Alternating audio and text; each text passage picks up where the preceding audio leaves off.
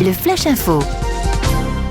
Et la foire de l'essai entretient la tradition. Cette année encore, plus de 350 000 visiteurs auront foulé la lande dans les effluves de viande grillée, de friture et de confiserie. Une fréquentation légèrement meilleure que l'année dernière.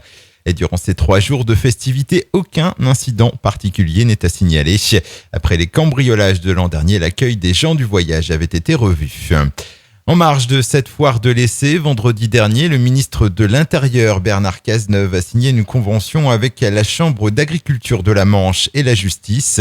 Elle précise les conditions établissant un dispositif d'alerte contre les vols dans les exploitations agricoles, un phénomène qui prend de l'ampleur. Depuis le début de cette année, dans la Manche, 116 vols ont été recensés, soit une hausse de plus de 10% pour la même période l'année passée. Dans le reste de cette édition, à la centrale EDF de Flamanville, un réacteur de l'unité de production numéro 2 s'est arrêté automatiquement et de manière inopinée. L'incident s'est déroulé dans la nuit de samedi à dimanche. Dans un communiqué, la direction de la centrale précise toutefois que toutes les fonctions de sûreté ont été assurées et qu'il n'y a eu aucun impact sur l'environnement.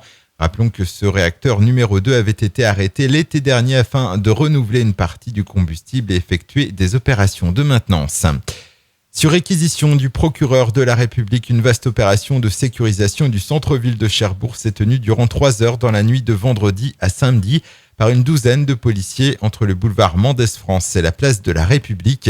Une 50aine de personnes et une 30aine de véhicules ont été contrôlés. Et parmi les faits marquants, un écuerdrevillé de 21 ans interpellé place d'Yvette après avoir dégradé les rétroviseurs de plusieurs véhicules en stationnement. Le jeune homme était ivre, il avait 2,28 g d'alcool dans le sang. Et puis retour dans la Hague, 1500 visiteurs samedi, sans doute plus de 2000 hier pour son 10e anniversaire. Le festival Plantes et Saveurs d'automne, organisé au Manoir du Tour à Aumont-Villarogue, a réuni une 60aine d'exposants et remporté un beau succès populaire.